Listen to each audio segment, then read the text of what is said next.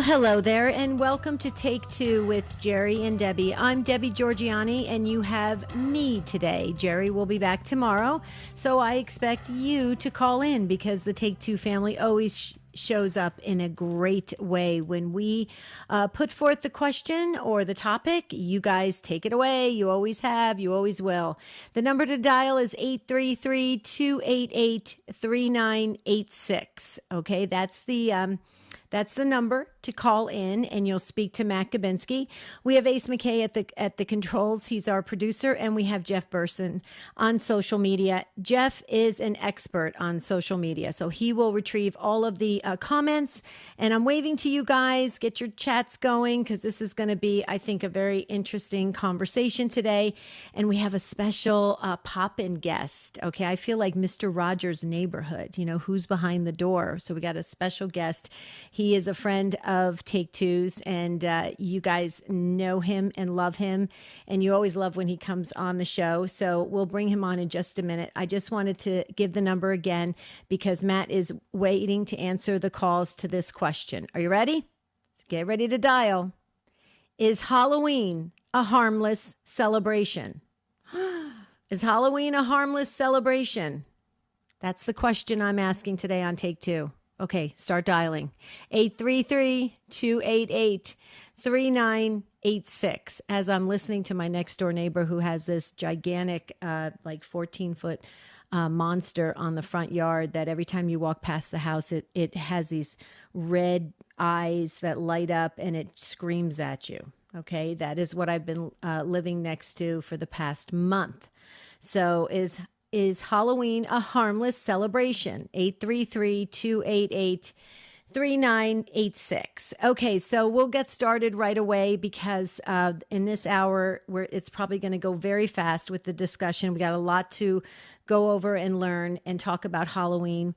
And mainly, I want to really get into talking about All Saints and All Souls Day because that should be the emphasis. So answer the question, please. Call in 833-288-3986. Matt Gabinski's waiting to answer your call. And let's bring on our guest. Like I said, I'm traveling over to the virtual door, opening the door. And who's our guest on Take Two? Well, it's religious demonologist and expert, Peritus in the exorcism ministry, Adam Bly. Adam, welcome to Take Two. Hi, Deb. Thanks. Good to be here. I do. Mr. Rogers was in your area of the country, and I kind of feel like I'm walking up to that virtual door, opening up the door and saying, oh, look, it's our friend Adam Bly. So, Adam, we co-host The Spirit World together. Last weekend, we did the show on Halloween, and we do have weekend listeners. We have weekday listeners. Our show does air on EWTN. We're so grateful, and it goes to the affiliates, those that want to air the show, and we hope all, the affiliates do because we believe it's a needed show in this day and time that we live in, day and age that we live in, and it's at 10 a.m. Central and 11 a.m. Eastern. You can pick it up on Saturday, and we did a whole hour on Halloween.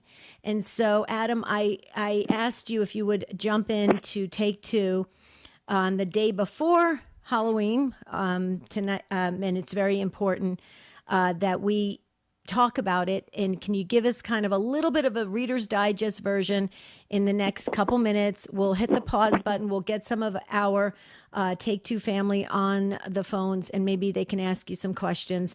But you are an expert. A church decreed expert in exorcism ministry. You're a religious demonologist. You see it from all angles in the work that you do on a weekly basis. So give us kind of a brief understanding of what we should expect for this week, what we really should focus on. Sure. So the Cliffs Notes version is Halloween actually was a Catholic holiday and tradition for about 1,500 years. And this was after it was a Celtic holiday. So it's actually more of a Catholic holiday than it is Celtic. So here's the longer version. In pre-Christian times, amongst the Celts, who weren't just in Ireland, they were across any place north of the Roman Empire. So it was quite a wide area, different tribes. they had a fall harvest called Samhain. And fall harvests are universal in human cultures around the world because that's the time you put food away for winter. You know, when you don't have grocery stores like we do today, it's an incredibly important time that determines whether you're going to survive the next year. So fall harvest is universal idea. So the Celts, they have this fall harvest, and the Druids are involved. And we don't, in truth, know much about the Druids because Celts didn't have any written language until about 400 A.D., and those are inscriptions on stones is when it started. So the Druid stuff was passed down verbally. We don't really know much beyond what Julius Caesar said, and that is they had human sacrifice, they did divination, and they wore white. There's not a whole lot more that we know. Okay, so that's pre-Christian, and that's among the Celts. By about the 5th century, Northern Europe becomes Christianized, and basically, these old kind of traditions and festivals go away. And then in 609 A.D., the first version of All Saints' Day is created, but it's created on May 13th, Deb, not November 1st. May 13th is the first version of All Saints' Day that comes in at 609. Then, a couple hundred years later, November 1st comes in. So this idea that Christianity, immediately put another holiday on top of Samhain or the Fall Festival is just not correct. It was centuries later that All Saints' Day was created. And then it was another 200 years, 200 years to about 1000 A.D. when All Souls' Day was added for November 2nd. Excuse me. And then the whole thing called Hallowtide, which is kind of like this overall Catholic holiday where we celebrate the saints, we pray for our departed loved ones that we believe are in purgatory. And this whole kind of festival of Hallowtide isn't really kind of finished being created and set up and understood until the 13th century. Mm-hmm. So you're really talking about a long, long time from the time that Northern Europe became Christianized. Now, here's the critical thing, Deb. But hold that critical thing. Can you hold that critical thing? Because that'll leave all of our Take Two family in suspense to hear what Adam has to say on the other side of this break. But if you want to jump in on the conversation like Connie and the others about Halloween, answering the question, is Halloween a harmless celebration? We have Adam Bly as our guest for the first part of the show, so please call in. This is Monsignor Chuck Kosanke. We need Catholic radio to proclaim the gospel of Jesus Christ to the whole world. It's a modern means to reach the hearts and minds of Catholics and all people, and to have the Church's teaching proclaimed and taught authentically, and also to convey the Church's news from an authentic perspective. The world needs EWTN Catholic Radio, now more than ever. Stand Tall is now offering advanced group coaching sessions with master coaches highly trained in life skills. Visit standtalltoday.com and register for one of our upcoming group coaching events. These virtual opportunities are designed to take you to the next level of life in your relationships, career, faith walk, and so much more. Space is limited, so hurry to standtalltoday.com. That's standtalltoday.com. Tomorrow morning on the Sunrise Morning Show. We'll celebrate All Hallows Eve from a Catholic perspective. We'll also get more thoughts on personal prayer from Father Boniface Hicks and discuss the Office of Readings with Chris McGregor from Discerning Hearts. Plus all the latest news, weather, sports, and everything else you need to start your day a better way. The Sunrise Morning Show, tomorrow at 6 a.m. Eastern on EWTN Radio.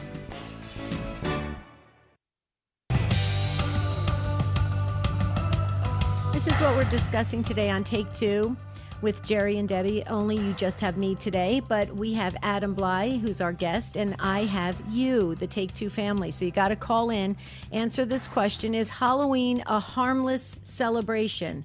833-288-3010. 3986. You do not have to be Catholic to call in. I am really interested in what you have to say about this topic. But before Adam finishes what he was sharing with us, he said the critical thing that we need to listen to, and we'll get back with Adam Bly in just a moment. He popped in as a guest today because that's how important this topic is. So please think about it and then call in. Before we go back to Adam, let me just share with our listeners the Lives of the Saints Illustrated Boxed Set. This 2-volume set contains information on a different saint for each day of the year. Packed with many illustrations, the stories are very interesting and brief, so that's good. So you can read them one each day. Most of them are not. They're like just a few pages, so it's a very quick read, and that's wonderful. So you can use it all year long. Each volume is hardcover and beautifully bound. It's available now at EWTNRC.com. Free standard shipping on online orders of $75 or more. Standard shipping is for the continental U.S. only, so you have to use code free at checkout. Okay, but things like this that you can use all year long are very important, and it keeps your mind, I think, very focused. So let's go back to our guest, Adam Bly. Adam, just rewind just a bit, and then get to that critical piece. Sure. Okay, so the quick review. You got pre-Christian Celts, and that's basically what the Romans called the barbarians. Anybody north of the Roman Empire were these Celtic tribes, some of which were in Ireland. They had a fall harvest called Samhain. They did it every year. Fall harvest is a universal human phenomenon because harvest is a big deal. Then by about the 5th century, Ireland and the rest of Europe gets Christianized, and Samhain goes away, the Druids go away, and then basically it's the Catholic Church. By about 609 A.D., and then finally finishing in 1000 A.D., so centuries later, the Church has Hallowtide, which is a celebration of all saints and all souls on November 1st and 2nd. Now, here's the critical thing I was getting to, Deb. The idea of souling, which was a tradition of children going around and begging for food and treats on all holy days, not just All Saints' Day, not just All Souls' Day, but Christmas, Easter, every holy day, children would go around and beg because you were expected to be more charitable on holy days. So this was a universal Catholic tradition. The idea of children going around and begging for treats was not part of the Celtic stuff with Samhain. This is a uniquely Catholic part of this day. Okay, so that's the 13th century. Then we come forward to the 17th century. Here comes America, right? Colonial America, and this is where we start touching on what we see today. Now, most people don't remember or realize or have read, but colonial America was Protestant. It was anti-Catholic. They stripped away. Christmas was out. The spiritual aspects of Christmas, gone. The spiritual aspects of All Saints' Day, gone. All Souls' Day, gone. The Protestants didn't like any of that.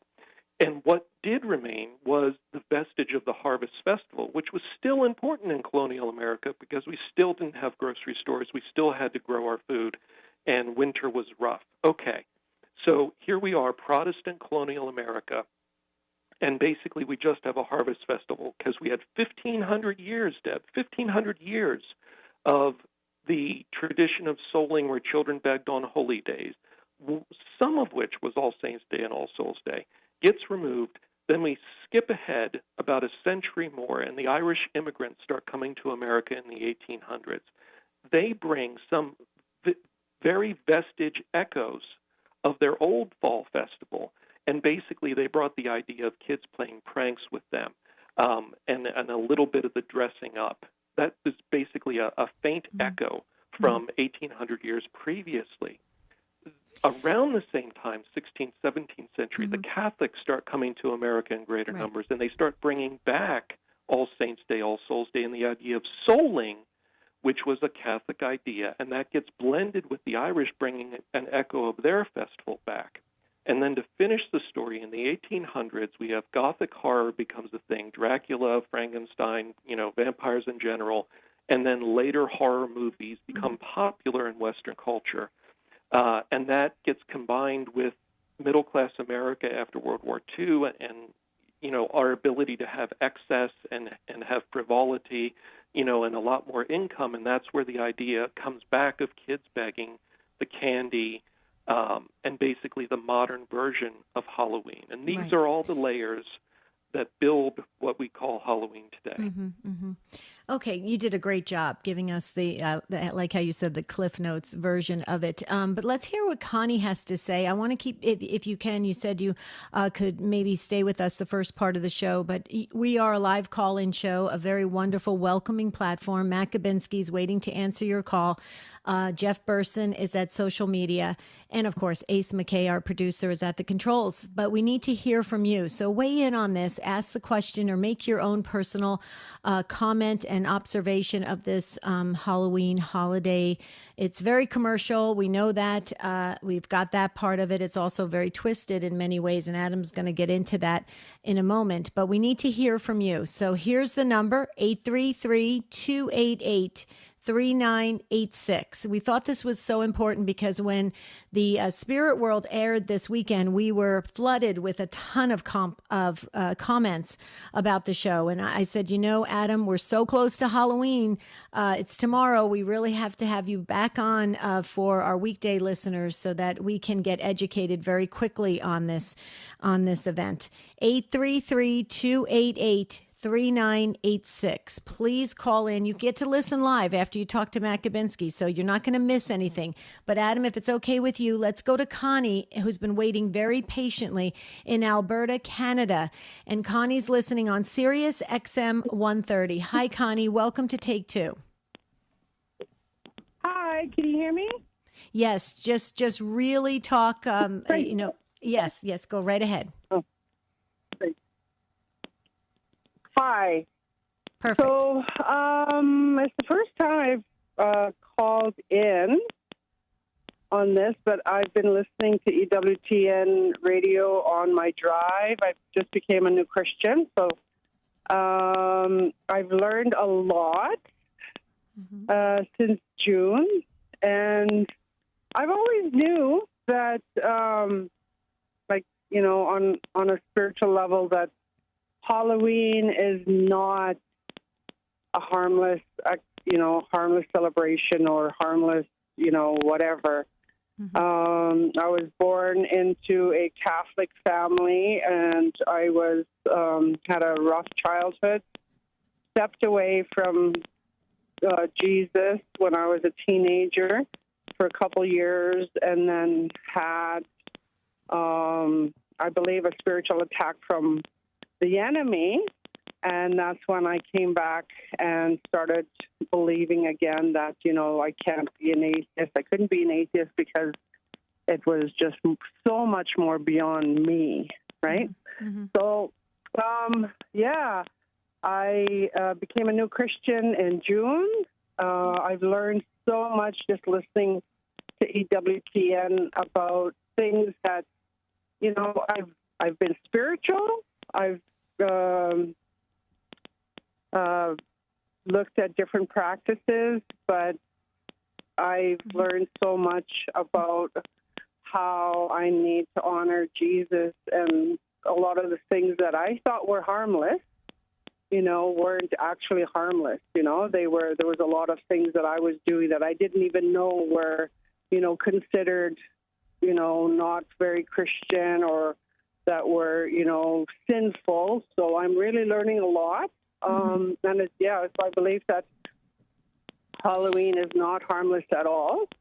There's nothing good about it. It's, we know that it's a materialistic holiday, and it promotes Satanism, and,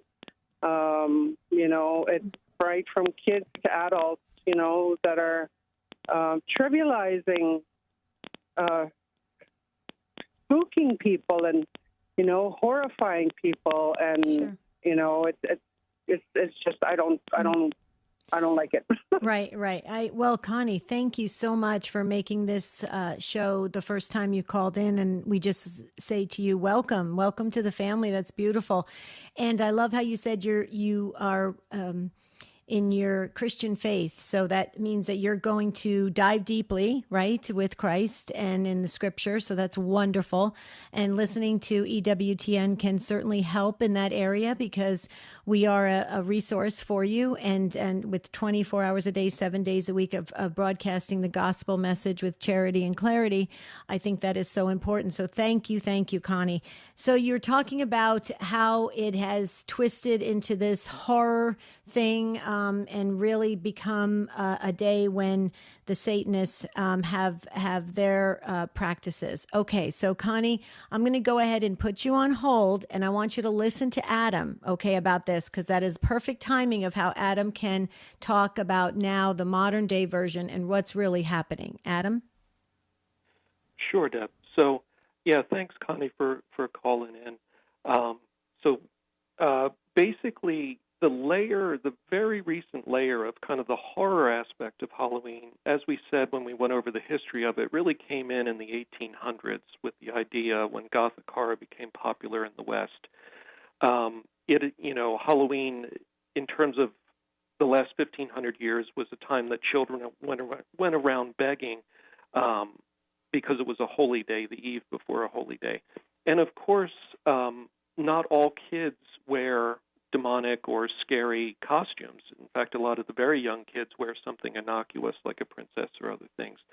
I'm not saying it doesn't have horror aspects. It certainly does. But we have to be careful saying that it promotes Satanism necessarily. Those certain costumes, of course, do, in a sense, people dressing up as the devil and things like that. That's dressing up as the devil and a scary figure for sure. I think in terms of the modern American Halloween, I think it's tough to kind of ask the culture to completely abandon it and not do it, especially when it isn't explicitly and universally anything satanic. Some parts of culture, just like every other tradition in our culture, will have people in it that have different beliefs than we do and celebrate different things than we do. And some of those are going to be negative. But that doesn't mean that we abandon every kind of American tradition because some people want to inject kind of a negative or scary layer into it.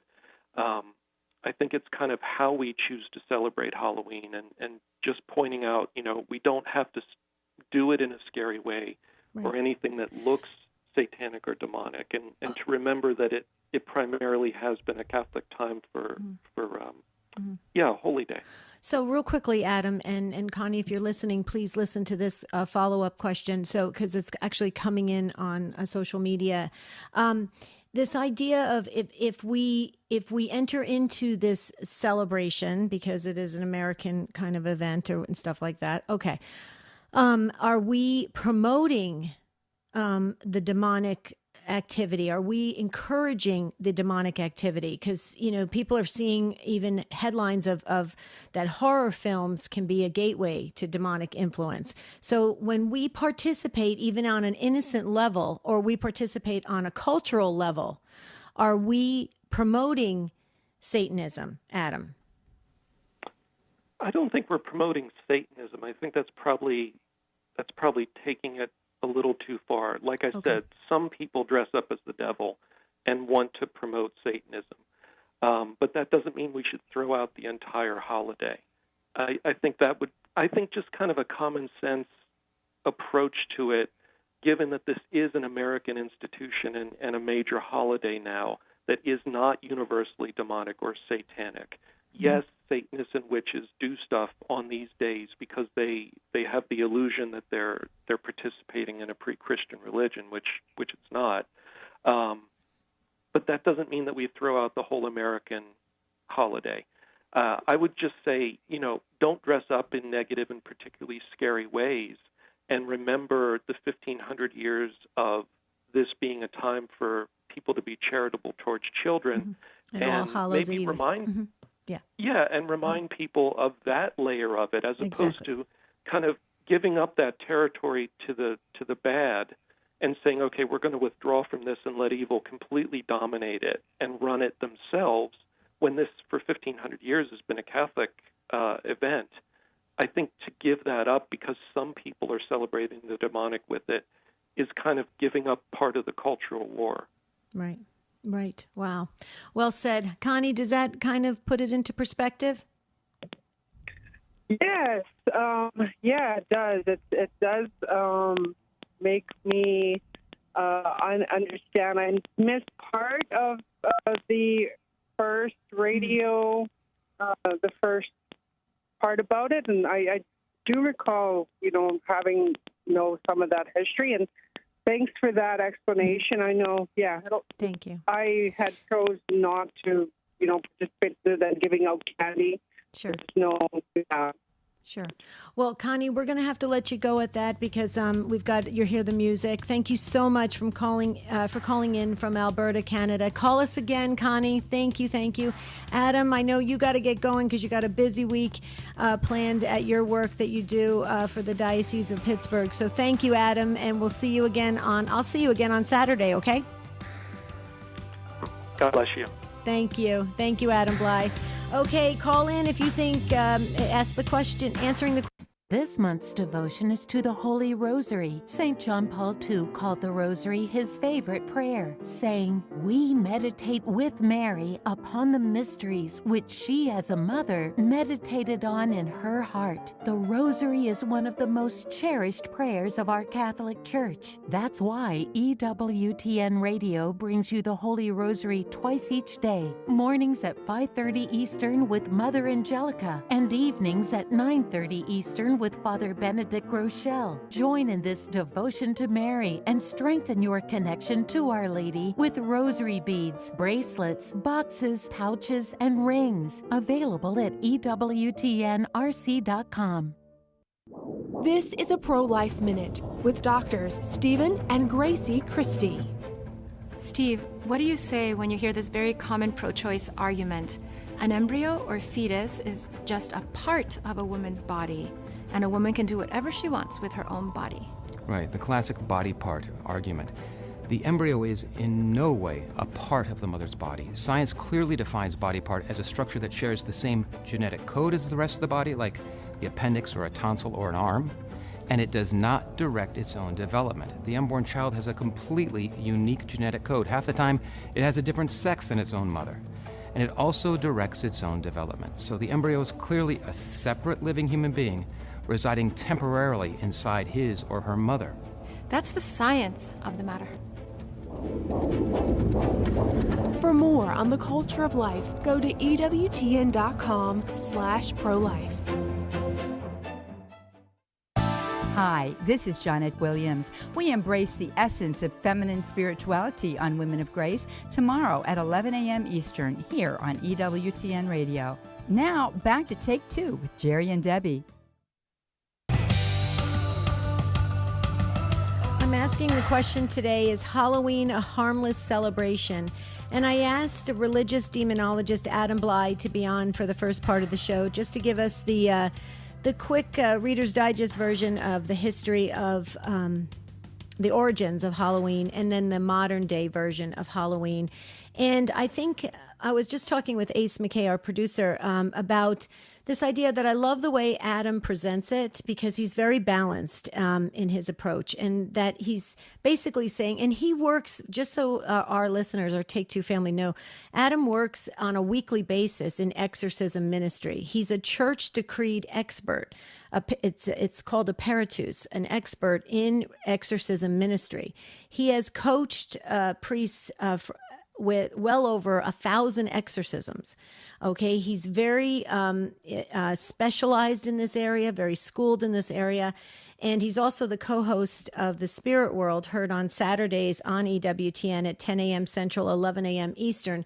And I asked Adam to come on because Adam works in this ministry. And I think sometimes when we hear all this talk about demonic activity, Satanism, Wicca, witches, all these practices, sacrifices, all these things happening, these human sacrifices and all these practices that are going on during the Halloween week, we can get really in a fear mode, and then we run from everything. And he was trying to explain how it was and is a Christian holiday, and we need to reclaim it and refocus.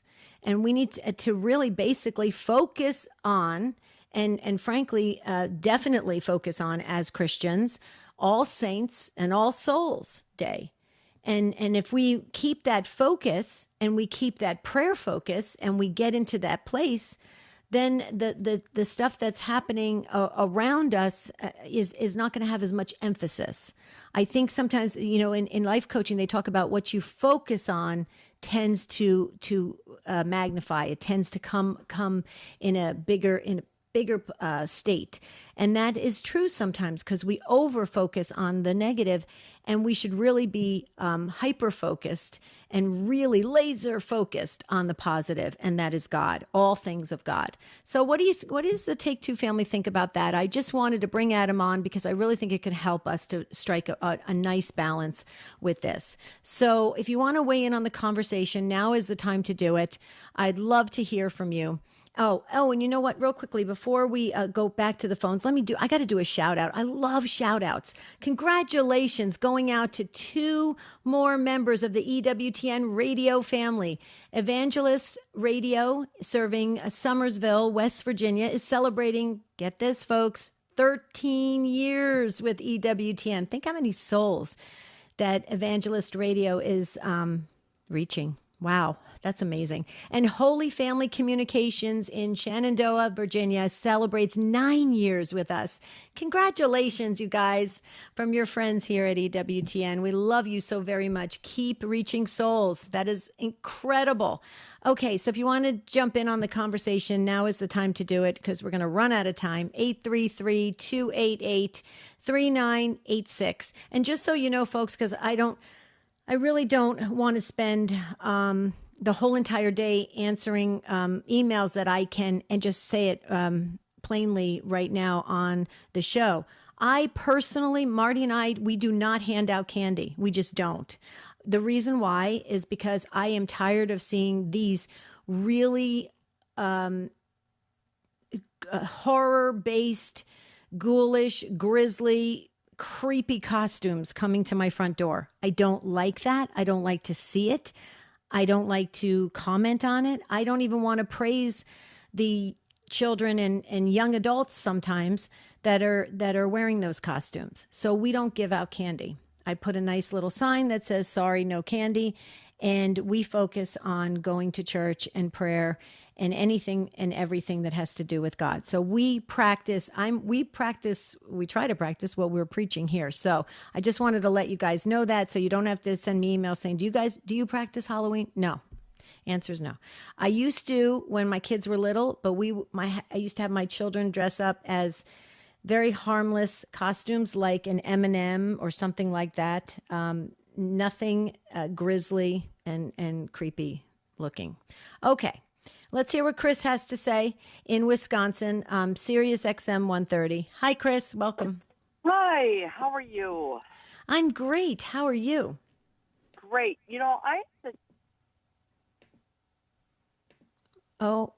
Chris, I think I'm losing you. Start again, Chris. Okay. Are you there? Yes. Go right ahead. Okay. It may be refreshing.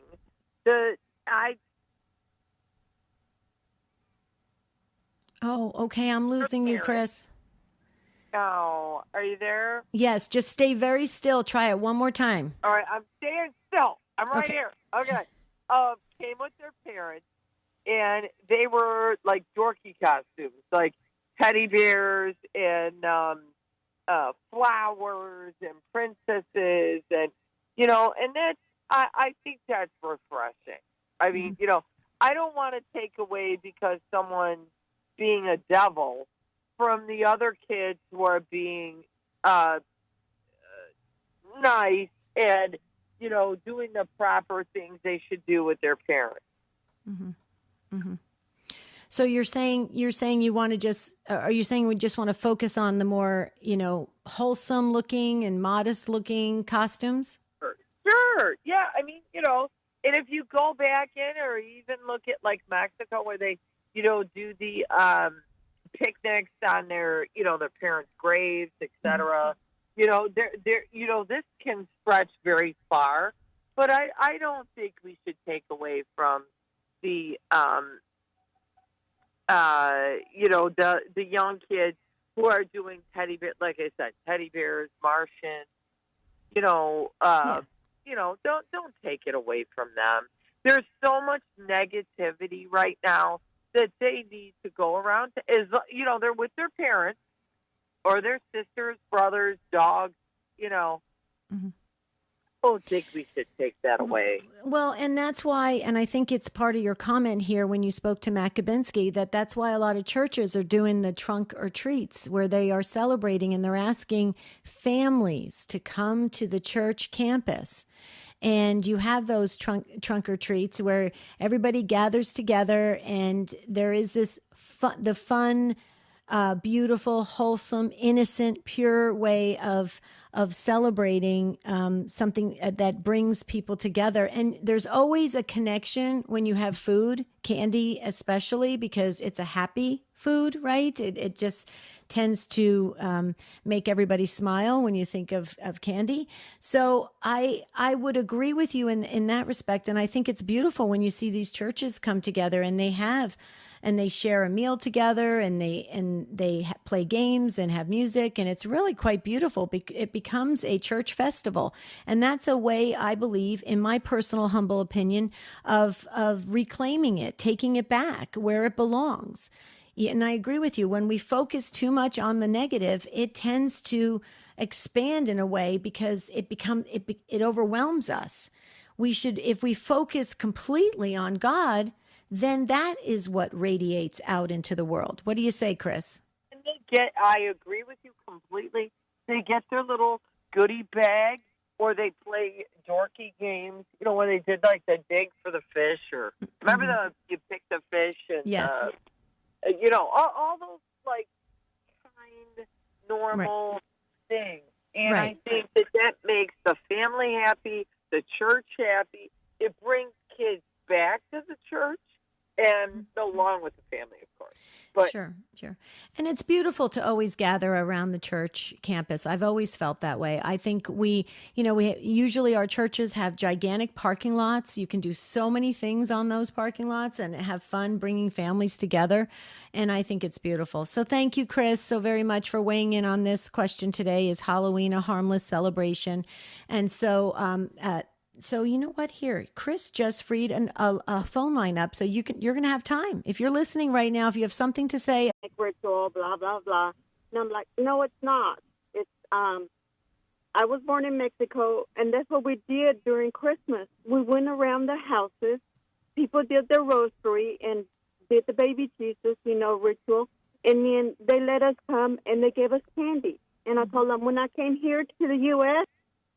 that's what it was to me, because Christmas in the U.S., in America, has been, taken over by big corporations and not, it's about Jesus. Christmas is about Jesus. And Halloween, like you said, don't concentrate. Of course, evil's going to be there all the time, but that's not what it's about. So I'm really happy got that information. Confirming what my thoughts are, and history behind it and all that. Right. Well, and Meg, you bring up a really good point. I just wanted to say really quickly, because I think that what you're saying, we could apply across many areas of our life with regards to things that we encounter. The demonic, the demons, the negative side will come in and try to hijack everything that is good. Everything. They'll try to twist it. They'll try to turn it. They'll try to ruin it. So that in our minds, because how do they affect us? They play on our memories.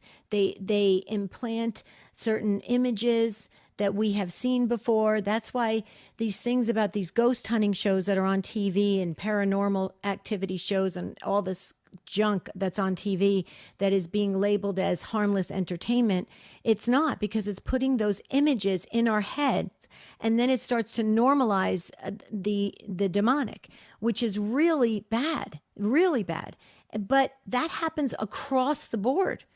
The reason why I know that, Meg, is because I see that in harmless things just of nature. I have seen things in people's gardens that all of a sudden it looks very like a horror movie. And I'm thinking, where did that come from? And then you see something on TV that talks about how, in the old days, you'd have these beautiful images in your backyard garden. And now people have these really creepy, demonic looking images. All things good will try to be hijacked by the demons. And we know that. So our role, because we have free will, we have the ability to choose right and wrong. We choose good. We choose God. And that's what you're saying, right, Meg? Yes, and I just received the other day, instead of, refusing to participate, you can give Saint cards to the trick-or-treaters. Put a little goodie baggie and have a Saint card. And that's the way you promote, our religion, what we believe, and not like you, I think you said, and Adam, not just, I don't want to participate. No, you want to go in and catechize. I don't know what the word is. Yeah, or, catechize. Absolutely. Evangelize. Yeah, evangelize, catechize. Absolutely, Meg. Right. Well, and I didn't mean to interrupt you, but you're spot on. By our baptism, we're called to constantly evangelize. We're called to catechize. So you're spot on. And every opportunity we have to do that, we can either be promoting God or we're pulling people away from God. Well said. Meg, you're awesome. Thank you so much for calling in from Dallas, Texas. God bless you for weighing in on this. I really appreciate it. Let's hear what Jody has to say in Connecticut on Sirius XM 130. Hi, Jody. Welcome. Yes, hi. Hi, Debbie. Thank you for taking my call. What a great topic. And Adam Bly was terrific. Just thank you so much for having him. I just wanted to say, I was thinking about, as I'm listening to some of this, first of all, I have a very positive view of it because I did know some of the history of it. And I choose to, make it a day of charity, really. Wishing people happy Halloween, giving out candy with a smile, getting out there, talking to people as they come, and using it as a chance to evangelize. Even if you don't say the word Jesus, you're still doing it. And that's my first comment. And get in there, And my second thing is, I feel like a lot of us, I think one more time, Jody. You cut out a bit. Participate in that. I'm afraid. I'm thinking, are we not baptized and are we not confirmed? No, I was just saying, it feels like these days, we're so fearful of everything. And as I'm thinking about some of the comments, I'm like, why are we so fearful? We're praying the rosary. If you're listening to this show, believe me, you're baptized and you're, and you're living a good life. Let's get out there and remember that Jesus won the victory. He won the victory. We need to get that through our heads and go live it, and go live it in the Catholic holiday of Halloween. That's what I have to say. I was just inspired to say that because I felt like, geez, or well, we're not going to do this. Yeah, I think it's beautiful what you just shared, and I love the passion in your words. And I think that is very powerful. And you're right, we cannot just run away in fear, and because if that happens, it's going to overwhelm us. We know that, so we have to go out there and be a brighter light for Christ. And it is part of our baptism. It's our baptismal call, and we need to get out there and be strong. We are the church militant.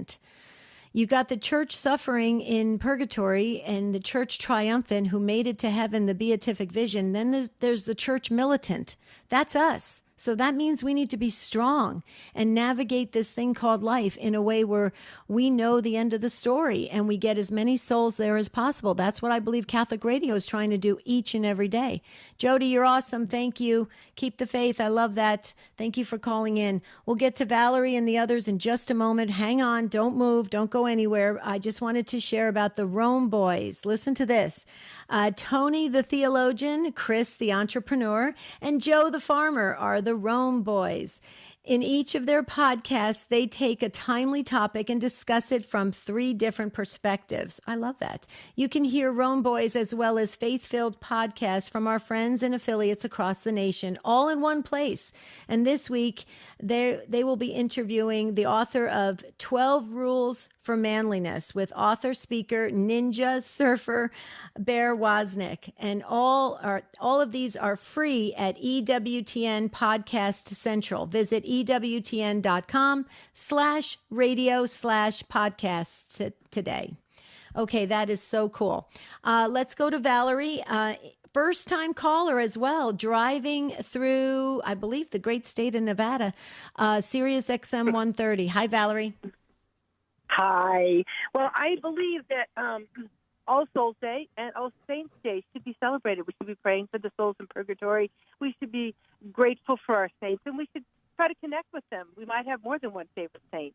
So and the way to do that, I went to a great Catholic grade school, and some of my favorite ways of celebrating were we would celebrate All Saints Day. Now, granted, some kids would still dress up for Halloween, but on All Saints Day, we would come in and dress up as our favorite saint or our namesake saint, and or the closest to our names. There's so many interesting names now. So and it was fun. I remember dressing up as St. Valentine's once and handing out Valentines. So our goal was to dress as your favorite saint and act as your favorite saint on All Saints Day. We could do that on Halloween as well. Remember, it is become kind of a dark holiday in some ways and kind of a scary holiday in some ways. And I hate seeing the dummies of hanging people, and outside of apartments and homes because, we see too many suicides. We see too many of these negative things happen. It hits home so much more now than ever. We do see a lot more dark and light. Our world seems to have some definition going on, and we need to carry the light. So if we can go out there and act like St. Benedict, St. Francis, St. Joseph, Mary, Our Lady, in a kind of beautiful way, those are things we need to act like, and we need to be representing in our world. Pick your saint, St. Teresa, and go out and dress up like St. Teresa. That will really be something you can give to those homes. And I do believe in praying and keeping the good around you and blessing, saying your rosary, and praying for all those Halloween trick-or-treaters out there. Don't be fearful of them. Remember, God's with you. But pray for all of them because there is always a risk. I'm always so careful driving on those days through the neighborhoods with all those people, especially the teenagers are out late and they're all wearing black. So I just think about it as those days, and if we all pray together even harder on those days, there'll be more light than darkness. There'll be more light than darkness. Valerie, I love the way you said that. I couldn't agree more, and I love that idea. It's interesting that you say that because I remember that when my kids were little.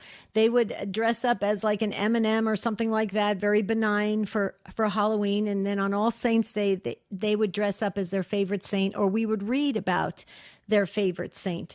And I agree with you, to go to church, to pray, to wish these families blessings as they carefully go through the neighborhood. I think the more we can get the spoken word, the more we get a beautiful God's presence out there through us, the better off we will be. And I do agree with you on that. I have a neighbor. You're making me think of her. She was amazing.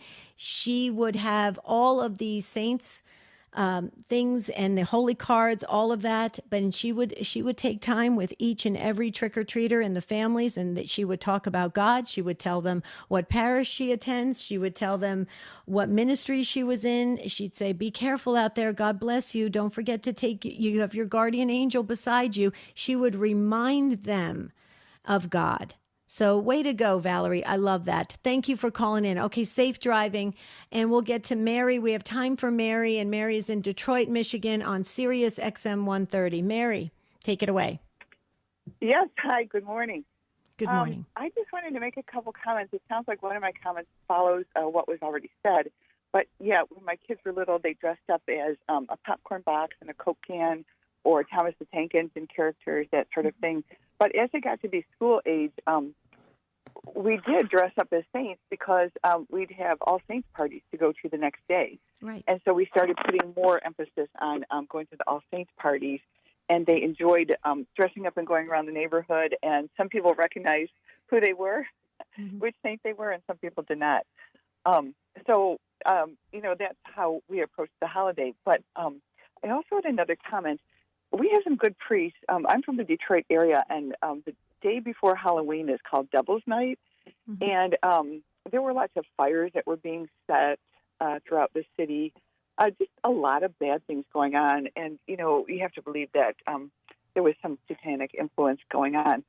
So, the community got together and tried to control that. But a lot of the good priests told us, on the day before Halloween, go to Eucharistic adoration and make reparation for all of the profanity or the profane ways in which there will be sacrilege against the Eucharistic Lord.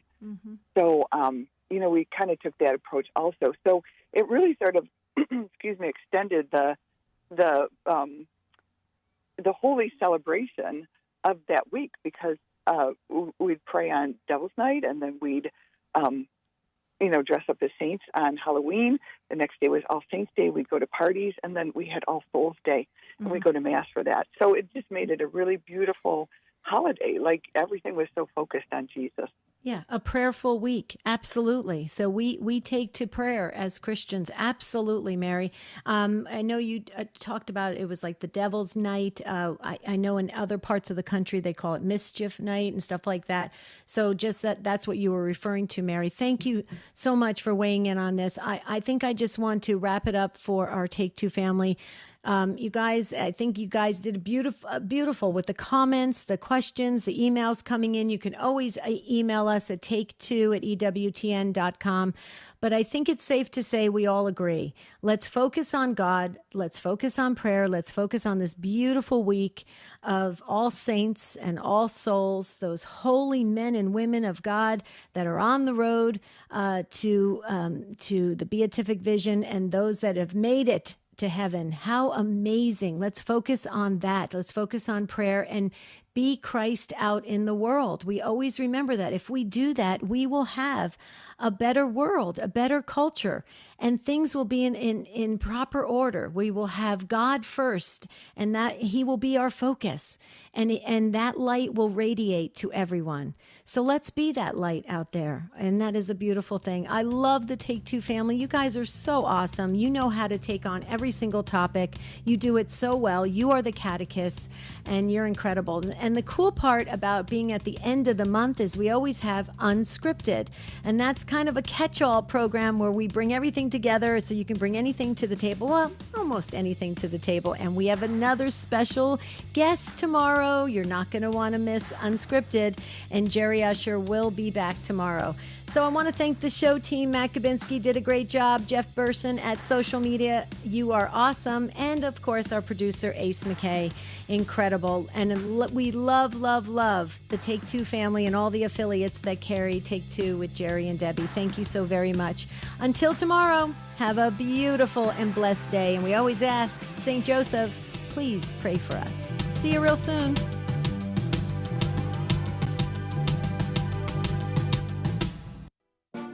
Hi, this is Mike Aquilino with a few words about St. Augustine.